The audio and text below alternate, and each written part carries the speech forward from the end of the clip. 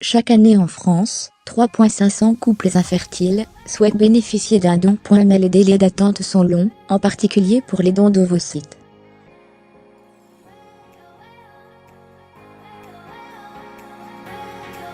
Lorsqu'un couple ne peut pas avoir d'enfant pour des raisons médicales, l'une des solutions consiste à recourir à un don de gamètes, ovocytes ou spermatozoïdes.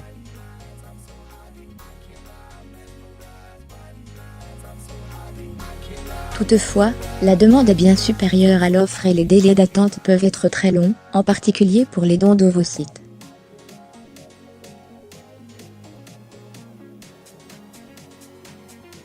Pour alerter sur le manque de donneuses et de donneurs en France, l'Agence de la biomédecine vient de lancer une campagne nationale qui durera tout le mois de novembre.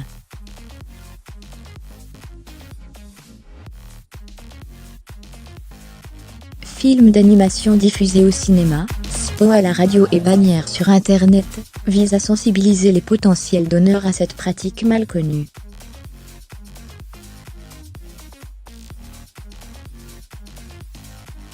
Chaque année, près de 3,500 couples hétérosexuels souffrant d'infertilité souhaitent bénéficier d'un don de gamètes.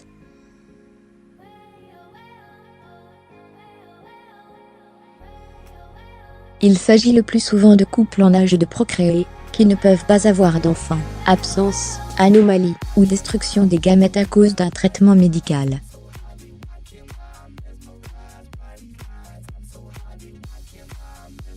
Le don permet également d'éviter de transmettre une maladie grave à l'enfant ou à l'autre membre du couple.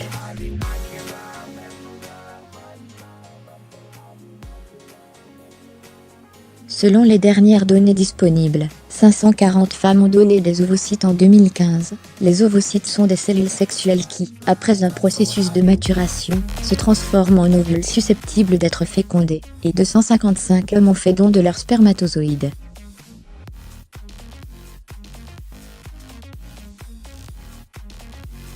Au total, un point de 127 enfants sont nés suite à une assistance médicale à la procréation, avec don de gamètes en 2015 en France.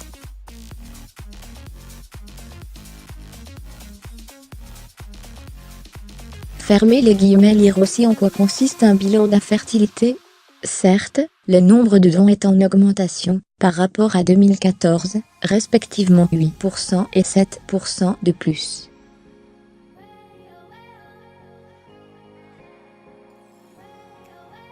Mais il y reste encore insuffisant. L'Agence de la biomédecine estime en effet qu'il faudrait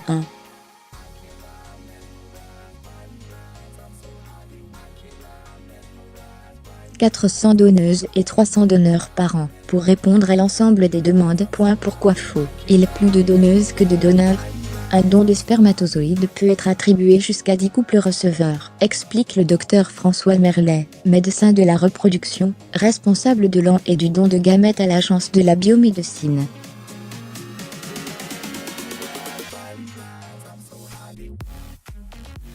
Par contre, un don d'ovocytes ne peut aller qu'à 2 couples receveurs maximum. Fermez les guillemets. Malgré un besoin plus fort, la pénurie concerne en particulier les dons d'ovocytes.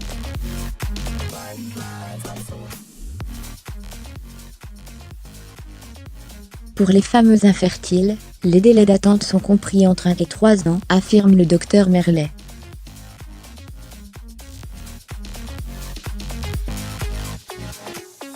Ainsi, certains couples sont obligés de se rendre à l'étranger, afin d'accéder plus rapidement aux dons.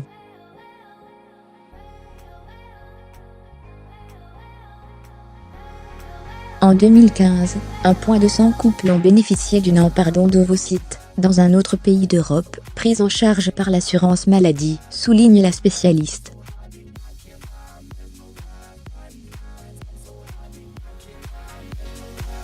Comment expliquer le faible nombre de candidates au don en France? Contrairement au don de spermatozoïdes, le don d'ovocytes est un processus long et contraignant.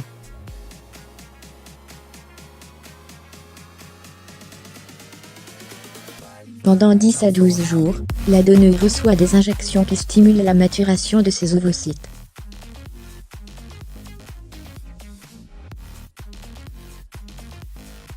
Au cours de cette période, plusieurs prises de sang et échographies ovariennes sont nécessaires pour connaître la date à laquelle les cellules seront prêtes.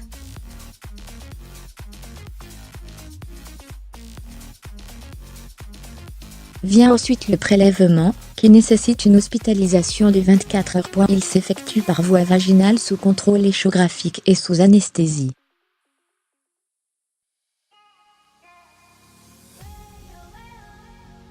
Tous les frais occasionnés, qu'ils soient médicaux ou non, sont pris en charge. Un autre phénomène contribue à allonger la file d'attente, le manque de diversité d'origine des donneurs.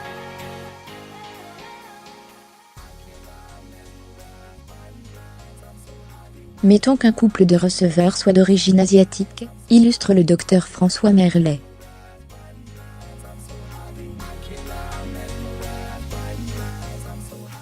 Il est naturel qu'il souhaite avoir un enfant qui aurait les mêmes caractéristiques.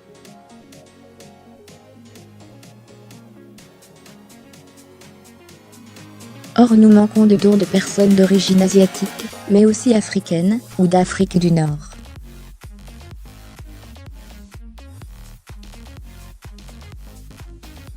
Fermez les guillemets. L'agence de la biomédecine rappelle que le don de gamètes est anonyme, gratuit et librement consent.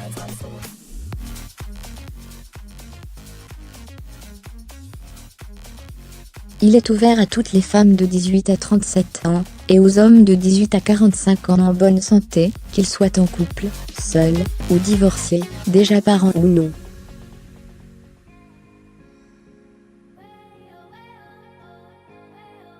Pour les personnes en couple, le consentement du conjoint est obligatoire. Dans quelques mois, le gouvernement devrait proposer l'ouverture à la PMA à toutes les femmes, qu'elles soient célibataires ou lesbiennes, dans le cadre de la révision de la loi de bioéthique.